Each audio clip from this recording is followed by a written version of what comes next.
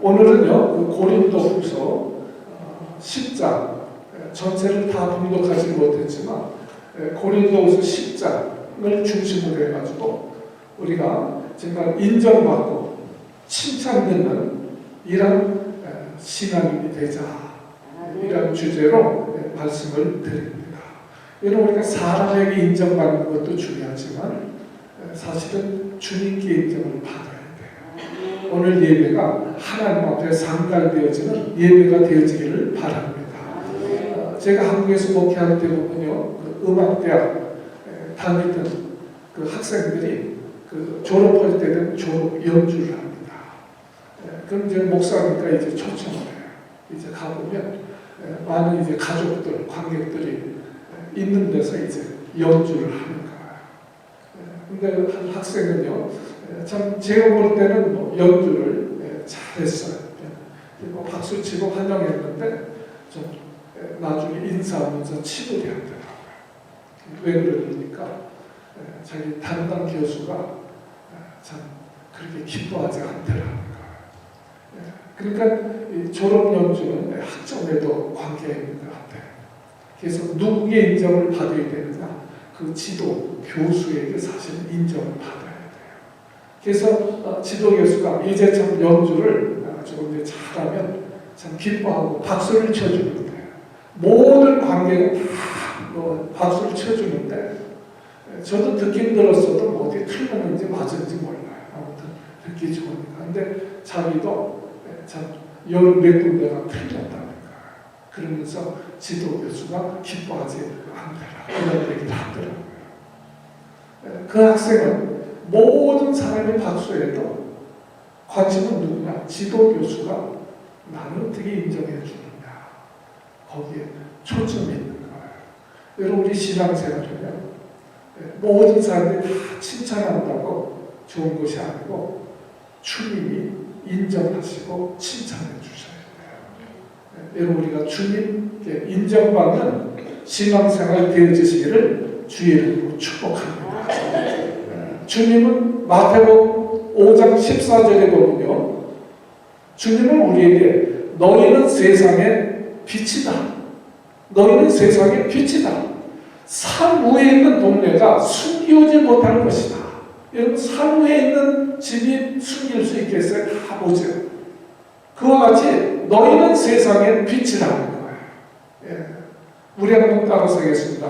너희는 세상의 빛이다. 너희는 세상의 빛이다. 빛이다. 그래서 이사야, 우리 새벽기도 하지만 60장 1절에 보면 일어나라, 빛을 발하라. 이제 일어나서 빛을 발하라는 거. 왜? 우린 주님의 빛을 받은 자들이에요. 은혜의 빛을 받은 자들이에요. 구원의 빛을 받은 자들이에요. 아멘. 예. 그러니까 우리가 빛 받은 자들, 이제 다시 그 주님의 빛을 발하는 거예요. 빛을 발하는 자가 되어져라.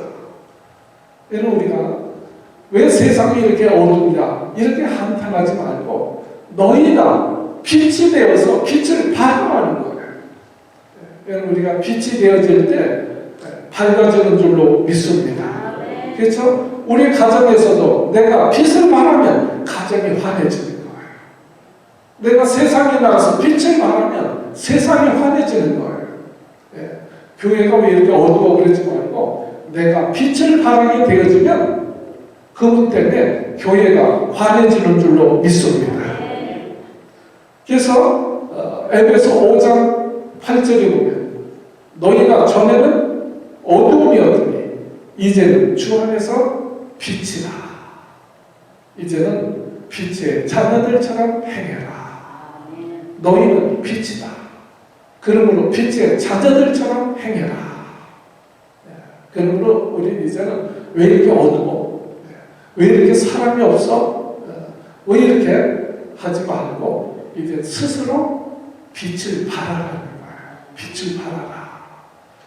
여러분, 도대체 빛이 뭡니까? 빛이 뭐예요? 우리가 예수 믿고 구원받으면 이제 빛의 자녀예요. 그 빛을 발하라는 거예요. 빛이 뭡니까? 한마디로 해서 선한 일을 바랍니다. 선한 일을 통해서 빛을 드러내라는 거예요. 그래서 에베소 5장 9절에 보면 빛의 열매는 모든 착함과 의로움과 진실함에 있느니라. 착함과 의로움과 진실함에 있다. 예수님이 마태복음 5장 16절에 너희는 빛이다 이렇게 말씀하시면서 너희의 빛을 세상에 비추어서 저희로 너희의 착한 행실을 보고 하나님께 영광을 돌리게 하라. 빛을 말하는 게 뭐예요? 착한 행실을 보고 하나님께 영광을 돌리게 하라. 여러분 우리가 예수 믿고 구원을 받았지만 착한 일을 할 때, 선한 일을 할 때 빛을 발한다는 거예요. 예수 믿지만 못된 짓만 하고 다니면 그것은 빛을 발하는 것이 아닙니다. 우리는요, 그래서 만나는 사람들에게 마음과 물질과 힘을 다해가지고 자꾸 착한 일을 해야 돼요. 선한 일을 해야 됩니다. 갈라디아서 6장 10절에 보면 그러므로 우리는 기에 있는 대로 모든 이에게 착한 일을 하되 더욱 믿음의 가정들에게 할지니라. 우리가 선한 일을 할 때 빛이 되어진다는 거예요. 여러분 우리가 작은 빛이 되어 살면 세상 사람들이 어두운 가운데 이 빛으로 우리 가운데 나옵니다. 우리를 통해서 참된 빛 대신 예수님을 만나서 구원받게 되어진 것입니다. 그러므로 참빛은 우리 주님이시지만 달이요 스스로 빛을 발하지 못하잖아요. 태양빛에 반사돼가지고 빛을 발하는 것처럼 우리는 주님의 빛을 받았기 때문에 그 주님의 빛을 반사해서 이제 세상에 비추는 것입니다. 그래서 이 빛의 사명, 경배의 사명을 우리가 감당할 때 하나님의 영광을 받으시고 또 많은 사람들을 구원에 이르게 하는 줄로 믿습니다. 자, 그런데요, 마귀도 그것을 알아요. 마귀도. 그렇기 때문에 마귀는요, 우리의 등불을 자꾸 꺼트리려고 합니다. 꺼트리려고 해요. 여러분, 사도 바울은 참 큰 등불입니다. 기독교 역사에 바울은 큰 빛과 같아요. 그렇죠? 사도 바울을 통해서 많은 교회가 세워졌고 많은 사람들이 구원을 받았습니다. 그래서 이 마귀는요, 이 바울의 그 등불을 끄려고 막 하는 거예요. 끄려고 하는 겁니다. 사람들 동원해가지고 바울을 비난하고 깎아내립니다. 그래서 오늘 본문에 보면 10절 말씀 한번 보세요. 성경 10절에 보면요, 이렇게 말씀을 하고 있습니다. 바울의 편지는 강하고 힘이 있고 감동적이지만 그를 직접 만나보면 그는 약하고 말도 시원치 않고 별 볼 일 없는 사람이다. 바울은 영을 따라 사는 사람이 아니고 육체대로 행하는 사람이다. 지금 바울을 막 비난하는 거예요. 바울의 편지 보면 막 힘이 있고 감동을 주는 것 같지만 야, 바울 한번 만나봐. 볼 게 뭐가 있어? 볼 일 없는 사람이야. 몸도 약하고 약할 수밖에 없죠. 사도 바울은 이제 그 가시가 있다고 했잖아요. 간질병이 있어서 가끔 갑자기 쓰러집니다. 전도하다가도 설교하다가도 쓰러질 수가 있습니다. 그러니까 안질이 있어서 늘 이제 눈에는 참 이제 눈이 신통치가 않아요. 또 왼쪽으로 볼 때 키도 작은 사람이에요. 참 볼품이 없습니다. 그러니까 이들이 자꾸 이제 바울을 헐뜯어내리는 거야.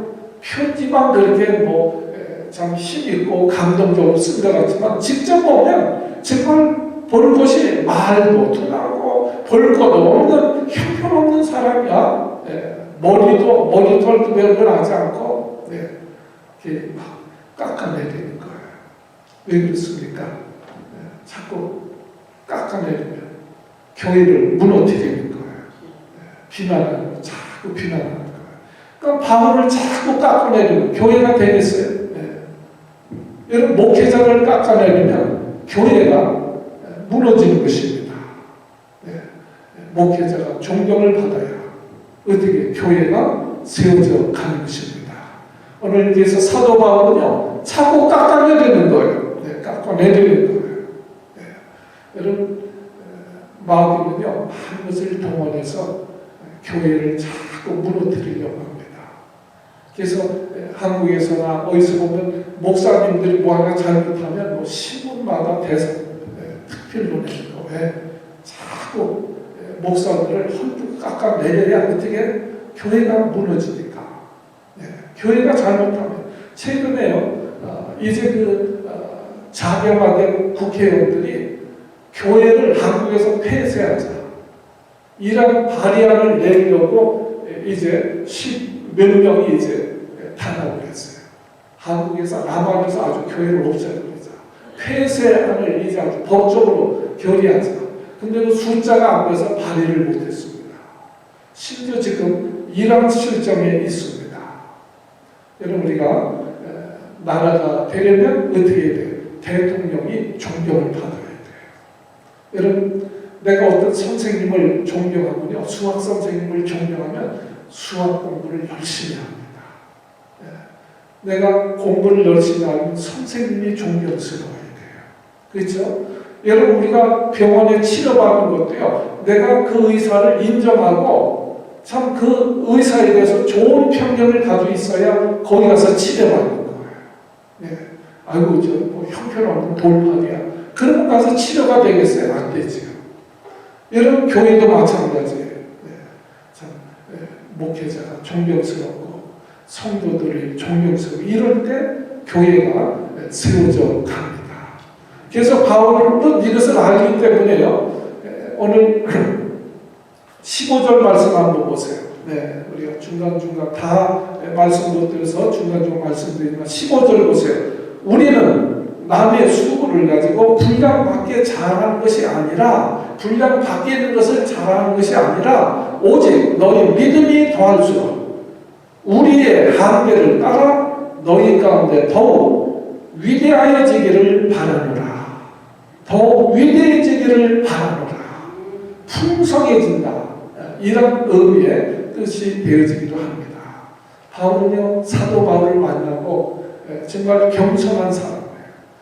그래서 오늘 1절에도 보면 참 너희를 대면하면 겸비하고 그랬어요. 겸비하고. 사도 바울은 나는 죄인 중에 괴수다. 이렇게 겸손한 사람이에요. 네. 예수 만나고. 그러나 교회에서는요, 여기 주의 종이 위대하게 보여야 교회가 되어지기 때문에 너희 가운데 더욱 위대하여지기를 바라노라. 15절에서 내가 더욱 위대해지기를 바라노라. 왜요? 그래야 교회가 더 우뚝 설 수가 있기 때문에 그런 말씀을 하고 있는 것입니다. 그래서 오늘 마지막 이제 그 17절, 18절 오늘 본문에 보면 자랑하는 자는 주 안에서 자랑할지니라. 주 안에서 자랑할지니라. 옳다 인정함을 받은 자는 자기를 칭찬하는 자가 아니요 오직 주께서 칭찬하시는 자니라. 자기 칭찬하고 자기 인정하는 것이 아니라 주님이 인정하고 칭찬하는 자가요 진짜 칭찬이라는 거예요. 여러분, 우리 성도들은 모든 일이 지금 하나님 앞에서 우리가 판단을 받습니다. 목사도 그렇고요, 장로도 그렇고요, 하나님이 판단하시는 날이 오십니다. 정말 오직 주님께 인정받고 정말 오직 주님께 칭찬을 듣는 이런 신앙인이 되라는 거예요. 자기 자화자찬하는 신앙이 아니라 정말 하나님이 인정하는, 하나님이 칭찬하는 그런 믿음의 사람들이 되라. 오늘 그 말씀을 하고 있습니다. 그럼 우리가 주님께 인정을 받고 칭찬받는 신앙인이 되려면 어떻게 하여야 하느냐? 여기 여러 말씀이 있죠. 오늘 세 가지만 간추려서 말씀을 드리려고 합니다. 첫째는요, 우리가 하나님의 인정을 받으려면 먼저 온유와 관용 관용의 사람이 되어야 한다는 거예요. 오늘 고린도서 10장 1절 말씀, 다시 한번 1절 말씀 한번 같이 봅니다. 우리 같이 한번 1절 말씀 같이 공독합니다. 시작.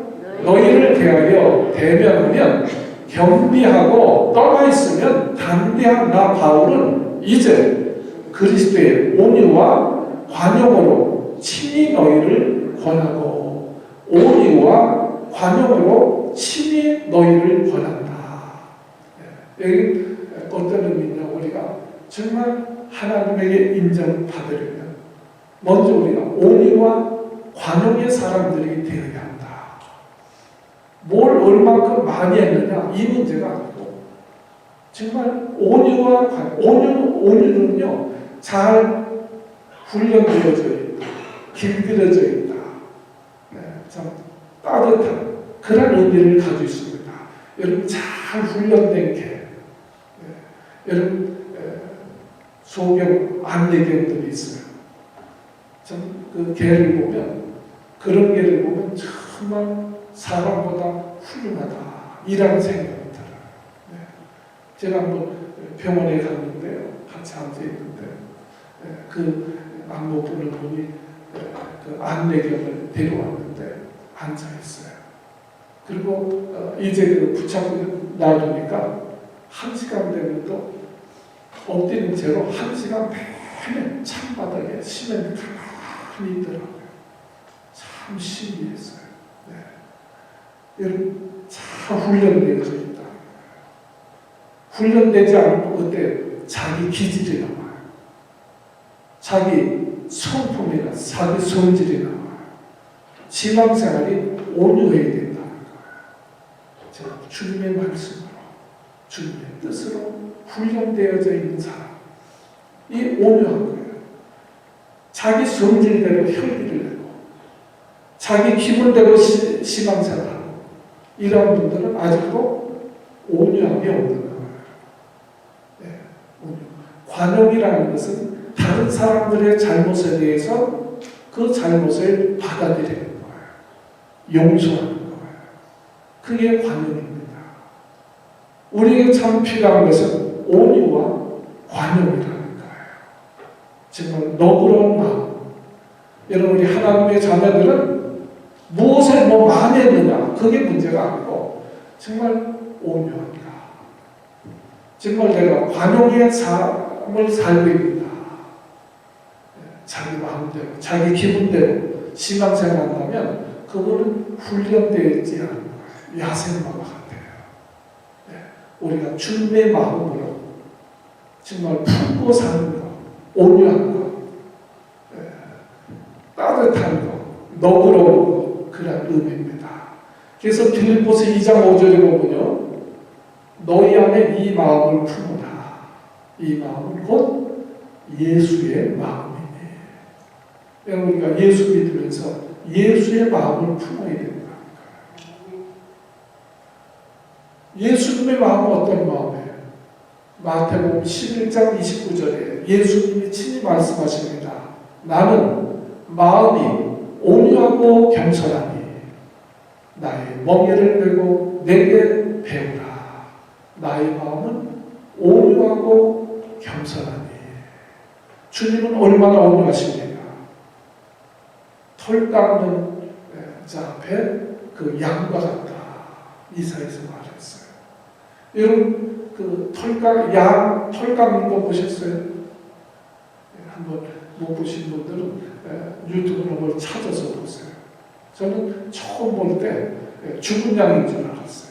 이쪽 쭉 막 바리깡이 저걸로 머리 깎는 거, 그 발 팍 깎고, 그리고 이쪽으로 털썩 얘기도 이쪽으로 털썩해서 가만히 있어요. 이쪽으로 팍 깎아요. 죽은 줄 알았어요. 다 깎은 다음에 뭐 툭 치니까 막 또 뛰어가더라고요. 털 깎는 자 앞에 양과 같더라. 주님은 그렇게 온유하세요.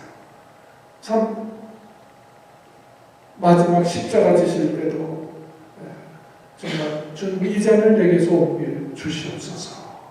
그러나 내 뜻대로 하지 마시고 아버지 뜻대로 하옵소서. 죽는 자리까지 순종하시잖아요. 내 마음이 온유하고 겸손하니. 여러분, 우리 성도는 예수님의 마음을 품어야 돼요. 그건 뭐예요? 온유와 겸손이다. 온유하고 겸손해야 돼요. 여러분, 그 민수기 12장에 보면요, 모세가 구스 여자를 취해서 아내로 맞이합니다. 구스 여자는 흑인이에요. 그때 미리암하고 그 아론이 모세를 막 비난합니다. 헐뜯고 그럴 수 있나? 막 이제 비난을 하는 거예요. 그래도 모세는요, 온유하게 대합니다. 하나님이 그 비난하는 미리암을 문둥병으로 치십니다. 그래서 미리암이 문둥병이 걸렸어요. 문둥병이 걸려서 죽어갑니다. 자기를 비난하다가 문둥병이 걸린 미리암이지만 모세가 하나님 앞에 나가서 기도합니다. 하나님, 미리암이 문둥병을 고쳐주세요. 하나님, 미리암을 고쳐주세요. 하나님 앞에 부르짖어 기도할 때 하나님이 모세의 기도를 들으시고 그 미리암을 문둥병에서 고쳐주십니다. 여러분, 성경에 모세에 대해서 뭐라고 기록했느냐? 민수기 12장 3절에 이렇게 말씀했습니다. 이 사람 모세는 온유함이 지면의 모든 사람보다 승하더라. 하나님은요, 모세 온유함이 온 세상 모든 사람들보다도 온유함이 가장 크다. 그렇게 인정하시고 칭찬하셨습니다. 여러분, 우리가 신앙을 떠나서요, 우리가 나이가 들면 좀 너그럽게 살아야 돼요. 요즘 인터넷에도 노년에 대한 글이 많잖아요. 우리 잘 아는 내용이지만 존경받는 노인이 되려면 어떻게 해야 되느냐. 한 가지만 말씀드리면 입은 어떻게 닫고 주머니는 지갑을 열어라. 세상 사람들도 나이가 드니까 입은 좀 닫고 주머니는 어떻게 해라? 열어라. 세상 사람도 그런 얘기를 합니다. 우리 예수 믿는 사람이 더 너그러워야 되잖아요. 여러분, 1960년도에 펄봉 여사가, 그분이 노벨 문학상도 퓰리처상도 받지만 노벨 문학상을 받은 분이에요. 1960년도에 그분이 한국을 방문했습니다. 그때 농촌에서 뭘 보냐면 농부가 소 달구지, 뭐라고 그러나, 소 이제 그 마차 달리고 있잖아요. 소 달구지를 끌고 가는 농부를 봅니다. 근데 농부가 그 달구지에 올라타서 가는 것이 아니고 지게에다가 볕감 한 집을 지고 소 이제 고삐를 잡고 소하고 같이 걸어가는 광경을 봅니다. 보면서 우리 시골에서 자란 분들은 많이 볼 거예요. 소를 이제 그 달구지를 끌고 이제 같이 걸어가는 거예요. 그래서 펄봉 여사 물어봤다는 거예요. 왜 힘들게 걸어갑니까? 그때 농부가 오늘 소가 일을 많이 해서 고생을 해서 짐을 나눠지고 갑니다. 시골의 농부는요, 달구지를 안 탑니다. 거의 같이 걸어다녀요. 펄봉 여사가요, 그 농부를 회상하면서 내가 지금까지 세상에서 본 것 중에 가장 아름다운 풍경이었다. 그런 글을 남깁니다. 서양의 농부라면 달구지에다 짐 다 싣고 또 거기에 올라타고 그렇게 갈 텐데, 이 한국의 농부는 소의 그 짐을 덜어주고자 집단을 자기 지게에 메고 소하고 함께 걸어가는 그 집으로 돌아가는 모습을 보면서 자기는 전율을 느꼈다. 그렇게도 표현했습니다. 또 이제 초겨울인데요. 감나무에 감이 달려있는 거예요. 펄먹여서 묻습니다. 왜 저 감은 따지 않습니까? 근데 주인이 그런 얘기를 합니다. 저것은 겨울에 새들이 와서 먹으라고 까치밥입니다. 우리 많이 하죠. 까치밥이다. 그래서 다 따지 않습니다. 펄먹여서 감탄하면서 세상에 이렇게 따뜻한 민족이 있나? 대한민국은 정말 고상한 국민이 살고 있는 정말 진주같이 보석같이 아름다운 나라다. 이렇게 극찬을 했습니다. 참 따뜻한 마음, 너그러운 마음, 빛이 나는 거예요. 그래서 그 펄봉 여사가요, 자기 이름을 한국 이름도 짓습니다. 그게 이제 계기 돼서 이 라스트 네임이 벅인가 봐요. 벅. 그래서 벅하고 제일 가까운 성이 뭐냐 그래서 박씨를 줬어요. 그래서 참 진주같이 빛나는 나라다. 그래서 펄벅의 한국 이름은 박진주입니다. 그냥 일화지만 무슨 얘기냐? 우리가 정말 선을 베풀고 너그럽게 살 때 빛나는 민족이 되어지는 빛나는 인생이 되어진다는 거예요. 여러분 우리 한 사람께 모든 성도들은 정말 주님의 온유와 겸손의 마음, 정말 따뜻하고 너그러운 마음, 우리가 선한 마음이 되어서 정말 주님께 인정받는 이런 믿음의 사람들이 되어지기를 바랍니다. 두 번째는요, 주님께 우리가 인정받는 칭찬되는 신앙인이 되려면 우리가 교회를 세우는 자들이 되어야 합니다. 자, 8절 말씀 한번 보세요. 10장 8절입니다. 우리 같이 한번 크게 봉독합니다. 시작. 주께서 주신 권세는 너희를 파려고 하신 것이 아니요 세우려고 하신 것이니 내가 이에 대하여 지나치게 자랑하여도 부끄럽지 아니하니라. 주께서 주신 권세는 너희를 파려고 무너뜨리려고 그 뜻이에요. 무너뜨리려고 주신 것이 아니요 세우려고 하신 것이니 내가 이에 대하여 지나치게 자랑하여도 부끄럽지 아니하다. 여러분 주님을 세우고 교회를 세우는 일에 대해서는 우리가 그 칭찬을 하고 자랑을 하는데 지나치게 하여도 그것은 아무 부끄러운 것이 아니다. 지나치게 자랑해도 그것은 부끄러운 일이 아니라는 거예요. 여러분 우리가 교회를 세우려면 어떻게 해야 돼요? 자꾸 자랑하고 칭찬해야 돼요. 아멘. 네. 자꾸 교회를 깎아내리면 뭐 하는 자예요? 교회를 무너뜨려 하는 자들이에요. 무너뜨린다. 망치가지고 뭐 교회를 무너뜨리는 게 아니고 입으로. 그래서 교회 제일 무서운 게 누구라고 그러세요? 공주들. 공주. 공포의 주둥이. 공주가 제일 무서운 거예요. 망치가 허무는 것이 아니고 공주들이 허무는 거예요. 자꾸 깎아내리면 교회는 무너집니다. 한 달 전에 튀르키, 터키, 이런 왜 나라 이름을 어렵게 바꾸는지 모르겠어요. 터키 7.8 지진 났잖아요.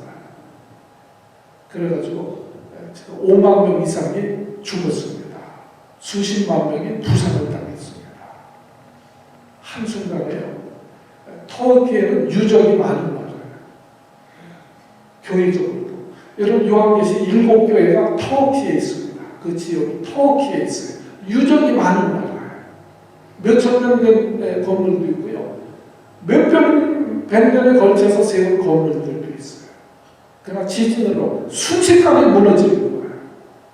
세우는 데는 몇백 년이 걸리지만 무너지는 무너지는 것은 순식간에 무너지는 거예요. 네. 여러분, 우리가 교회도 그래요. 세우는 게 얼마나 힘이 듭니까?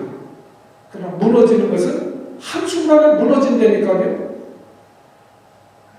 여러분, 우리 LA만에도 그런 헤브론 교회는 1000명 이상 모이던 수십 년 된 교회예요. 근데 없어져 버렸어요. 몇십 년 동안 열심히 세운 교회인데 미국서 1000명 이상 모이면 얼마나 힘들겠어요. 없어져 버렸어요. 여러분, 우리 CRC 교회인데요. 몇 년에 걸쳐 열심히 해가지고 아마 100명 이상이 모였어요. 그래서 교회를 더 세우려고 그 중에서 열심히 한 집사님들 장로 세우고 권사 세우고 했는데 장로 하나가요. 장로가 되더니 고당부터 막 헐고 다니는 거예요. 교회가 어쩌고 또 목사님 막 허는 거예요. 목사가 너무 좋은 차를 타고 뭐 좀 막 헐고 다니면서 막 들추니까 교회가 1년 만에 무너져 버렸어요. 지금 그 교회 없어요. 네. 100명 이상 모이던 교회가 없어져 버렸어요. 네. 여러분, 세우는 것은 힘들지만 무너지는 것은 순간이에요. 그래서 바울을 자꾸 헐뜯는 거예요. 야, 바울 직접 봤어? 네. 폴폭들 말도 못하고 약하고 그 육신적이야. 네. 영적인 분이 아니야. 오늘 그 10장 명리가 그거예요. 그래서 막 허는 거예요. 왜? 그러면 교회가 무너지니까. 네.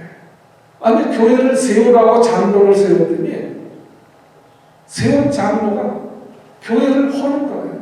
마귀가 하는 것입니다. 네. 그러니까 교회를 어떻게 해야 돼요? 칭찬하고 자랑해야 돼요. 성도들을 칭찬하고 자랑해야 돼요. 좀 아멘 좀 하세요. 네. 네. 교회 세우는 게 다른 거 아니에요. 교회를 칭찬하고 자랑해야 돼요. 칭찬하고 자랑해야 돼요. 헐뜯는 것이 아니고. 오늘 성경에 자기 자랑하지 말고 자랑할 것이 있으면 주 안에서 해라. 초등학생 3명이 모여가지고 서로 자랑하는 거야. 우리 엄마 수영 배워가지고 한 번 잠수하면 1분씩 있는다. 막 뻥이 자랑하는 거예요. 그러니까 야, 뭐 이 자식 그거 가지고 그래. 우리 할머니는 해녀야. 한 번 되면 5분씩 안 나와. 막 자랑하는 거야. 그러니까 한 놈이 있대. 얘 너 그러면 째도 안 돼. 우리 삼촌은 작년에 바다에 들어갔는데 아직도 안 나왔어.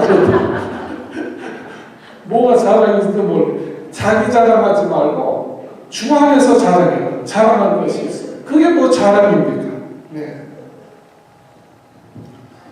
여러분, 우리 사람마다요 다 장단점이 있는 거예요. 교회도요 다 장단점이 있는 거예요. 사람이 어떻게 다 단점 없는 사람이 어디 있어요? 그 단점을 자꾸 얘기하면 그것은 허는 거예요. 성경에도 보세요. 노아가 얼마나 단계 의인이고 훌륭해요. 그러나 술 먹고 한번 실수해서 다 벗고 누웠습니다. 그러니까 함이라는 자식이 막 떠버리다니, 야, 우리 아버지 내가 다 봤어. 벌거 벗고 누워있어. 네. 막 얘기하고 다니잖아요. 그러나 셀과 야벳은 아버지 하체를 보지 않냐고 뒷걸음질로 가서 그 아버지 하체를 덮었더라 그랬습니다. 근데 성경은 나중에 함은 그 함의 자손은 하나님이 저주하셨다고 그랬어요. 여러분, 노아가 벌거벗은 것이 사실이에요? 거짓이에요? 사실이에요. 함이 사실 얘기한 거예요. 사실을 얘기한 거예요. 거짓말한 거 아니에요. 그러나 성경에 하나님이 함의 자손을 저주했다. 그럼 사실을 말하는 것이 아니고 거기에다 뭘 붙여야 돼요? 사랑을 덮어야 돼요. 그것을 진리라고 얘기합니다. 하나님의 말씀에서 진리예요. 사실을 말하면 싸움다. 단점이 없는 사람은 어디 있어요? 남편 단점 자꾸 들추기면 없는 게 아니라 사실이에요. 사실의 단점이. 아내의 단점이 있어. 다 사실이에요. 그러나 그거 자꾸 얘기하면 하나님이 기뻐하지 않으시나. 사실 얘기하다가 싸움하는 거예요. 거기다 뭘 사랑으로 덮으라는 거예요. 오늘 선생님이 그런 말씀입니다. 교회도요, 우리가 사랑으로 덮어서 참 자랑하고 주 안에서 자랑하고 칭찬해라. 그것이 세우는 거예요. 가정을 세우는 거예요. 아내가 남편 자꾸 칭찬하고 자랑하면 가정이 세워지는 거예요. 남편 맨날 헐뜯지 말고 나오기만 그냥 남편 흉보 세우고 칭찬하고 자랑하고 자기 아내 칭찬하고 자녀들 칭찬하고 그럼 그 가정은 세워져 가는 거예요. 세워져 가는 거예요. 네. 교회도 마찬가지입니다. 또 힘들고 어려울 때는 어떻게 해야 돼요? 위로하고 격려해주고 서로 가정에서도 어려울 때 싸우는 것이 서로 격려하고 위로하면 그 가정이 세워지는 거예요. 교회도 어려울 때 서로 위로하고 격려하고 그래야 세워지는 것입니다. 그래서 데살로니가전서 5장 11절에 그러므로 너희가 지금 하고 있는 것 같이 너희끼리 서로 위로하고 서로를 세우라. 서로 헐뜯는 자가 아니고 서로 세우는 자가 되라. 위로해 주라. 그럴 때 주님께서 참 인정하시고 칭찬하십니다. 마지막 세 번째는요. 우리 15절 말씀 다시 한번 봅니다. 10장 15절. 우리는 남의 수고를 가지고 분량받게 자라는 것이 아니라 오직 너희 믿음이 더할수록 믿음의 열정이 더할수록 우리 한계를 따라 너희 가운데서 더욱 위대하여지기를 바랍니다. 위대하여지기를 바랍니다. 우리 믿음이 더할수록 정말 우리 성경에 보면요 많은 위인들이 나오잖아요. 그 위대한 믿음입니다. 위대한 믿음. 아브라함은 하나님께서 독자 이삭을 번제로 바쳐라니까 하나밖에 없는 독자 이삭을 하나님 앞에 드립니다. 그 말씀에 순종합니다. 그래서 하나님 인정을 받아요. 그 위대한 믿음입니다. 위대한 믿음. 모세는요 공주의 아들이라 칭함을 거절하고 하나님의 그 백성들과 고난받기를 더 기뻐합니다. 그래서 공주의 아들의 그 부귀 영화를 누리는 것이 아니라 그 이스라엘 백성들과 함께 하나님의 백성들과 함께 고난의 길을 택합니다. 그것은 위대한 믿음입니다. 여러분 다니엘은 기도하면 사자굴에 집어넣는다고 하는데도 기도합니다. 죽인다고 해도 기도해요. 죽이지 않는다고 해도 기도 안 하는데 죽인다고 해도 기도하는 사람들이 있어요. 위대한 믿음이죠. 위대한 믿음이죠. 다른 번역을 하면 풍성한 큰 믿음이에요. 풍성한 믿음. 하나님이 기뻐하시는 신앙은 무엇인가? 여러분 우리가 믿음의 열정이 될수록 믿음이 어떻게 된다? 풍성해져야 된다. 위대해져야 된다. 아멘. 여러분 1945년 2차 세계대전이 끝나면서 독일이 분단됩니다. 그렇죠? 동독과 서독. 동독은 공산화되잖아요. 우리 그때 대한민국도 분단이 됩니다. 남북으로. 북쪽은 공산화, 남쪽은 민주화되잖아. 자유가. 동독이 분단될 때 일입니다. 동독이 이제 공산화되니까 소독에 사는 사람들이, 동독에 살던 사람들이 소독으로 재단 내려옵니다. 수백만 원 내려와요. 자꾸 내려오니까 1961년도에 동독에서 그 동독과 소독 경계에다 베를린 장벽을 쌓습니다. 그 베를린 장벽이 생긴 거예요. 동독에 있는 사람들이 소독으로 자꾸 내려갑니다. 그때 모든 목사님들도 크리스찬들이 소독으로 내려옵니다. 근데 그때 한 가정은 오히려 동독으로 올라갔습니다. 그 가정은요, 호르스트 카스너라는 목사님 가정이에요. 카스너 목사님이라고. 이분은요, 동독의 목사님들이 다 내려오니까 동독의 목사님들이 없잖아요. 예배도 할 분이 없잖아요.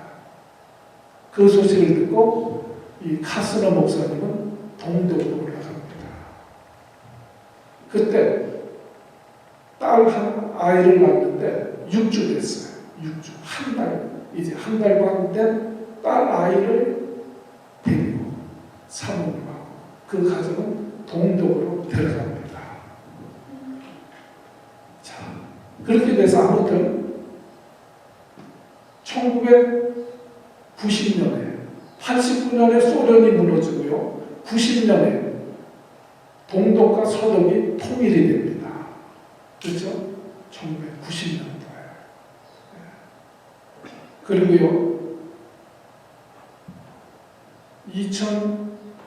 2005년도에 서독에 최초 여자 수상이 뽑힙니다. 여러분 그 수상이 앙겔라 메르겔 총리. 여러분들 얼마 전까지 총리하셨기 때문에 기억하게 독일에 작지만 딱 하나가 아주 야무진 여자인데 메르겔 총리. 그분이 가스너 목사의 딸입니다. 그 6주 된 그 딸을 데리고 동독으로 갔다. 그 가스너의 그 딸이 통일된 후에 독일에 수상이 되고요. 그리고 최장수 수상입니다. 16년 동안. 그래서 이 독일 역사상 이 메르겔 총리보다 오래 한 사람이 없어요. 16년 동안이나 총리를 합니다. 여러분, 우리가 주님 뜻대로 산다는 것은 쉬운 게 아니에요. 주님 뜻대로 산다는 것은 세상과 역행할 수도 있어요. 다른 사람은 다 소독을 향해서 자유를 향해서 내려와야 되는데 때로는 하나님의 뜻이기 때문에 공산하든 동독으로 가는 분도 있는 거예요. 위대한 신앙이죠. 아무나 할 수 있는 것이 아니에요. 여러분, 우리가 신앙의 나이가 될수록 더 풍성해져야 된다니까요. 우리 믿음이 풍성해져야 된다. 여기 위대해져야 된다. 그래서 우리가 아무리 신앙이 좋아져도 뭐 위대할 정도는 안 되겠죠. 저 자신도 그렇습니다. 그러나 우리가 좀 나아져야 된다. 신앙의 연령이 될수록 기도하는 것도 좀 풍성해져야 돼요. 믿음도 좀 풍성해져야 돼요. 마음도 좀 풍성해지고 우리가 헌금하는 생활도 풍성해지고 참 모든 것이 정말 이렇게 풍성해서 자기를 희생할 줄 아는 그것이 착함입니다. 선한 것이라는 자기를 희생해서 남을 돕는 거예요. 우리 신앙의 연령을 다할수록 우리 신앙이 성장해야 주님이 기뻐하십니다. 아멘. 네. 신앙생활 항상 그태령이 있지 말고 성숙해져야 된다. 위대해지지 못하더라도 좀 신앙이 좀 좋아져야 될 거 아니에요. 풍성해져야 될 거 아니에요? 그래서 빌립보서 3장 17절에 보면 형제들아 너희는 함께 나를 본받으라. 그리고 너희가 우리를 본받는 것처럼 그와 같이 행하는 자들을 눈여겨서 보라. 이 말씀에는 신앙생활하다 보면요 본이 안 되는 사람들이 있어요. 그런 사람들 보면서 시험되지 말고 본이 되는 사람을 좀 눈여겨봐라. 그래서 본이 되는 사람을 눈여겨봐서 우리도 그렇게 본이 되도록 그렇게 우리 믿음이 성장해야지 그 말씀이에요. 우리 남은 생에는요 우리의 믿음이 더 풍성해지기를 바랍니다. 아니, 이제 막 교회 나온 분보다 10년 믿은 분이 좀 나아야 될 거 아니에요. 좀 모든 것이 나아야 될 거 아니에요. 10년 믿은 사람보다는 그래도 20년 된 분이 좀 나아야 될 거 아니에요. 그게 풍성해져야 된다. 그 열매는 그 성품이 온유해지고 좀 관용할 줄 알고 남의 허물에 대해서 받아들이고 용서할 줄 알아야 된다. 그리고 우리가 교회를 세우는 자가 되어야지. 허는 자가 되어서는 안 된다. 주님이 교회를 세우기 위해서 이 땅에 오셔서 피 흘려 죽으심으로 희생하셨습니다. 근데 그 교회를 헌다면 누구를 핍박하는 거예요? 사도 바울이 교회를 핍박하고 예수 믿는 자들을 핍박할 때 다메섹 도상에서 주님이 말씀하십니다. 사울아, 내가 왜 나를 핍박하느냐? 내가 왜 나를 핍박하느냐? 교회를 핍박하는 것이 교회를 핍박하는 거예요. 교회를 세우는 것이 주님을 세우는 일입니다. 그래서 교회를 세우는 자를 주님은 기뻐하세요. 여러분 우리 남은 생에 교회 세우는 일에 우리 힘쓰는 자들이 되어서 정말 주님이 기뻐하시고 인정받는 칭찬받는 또 주님의 축복을 누리는 우리 여러분들 다 되시기를 주님의 이름으로 축복합니다. 축복합니다. 우리 기도합니다.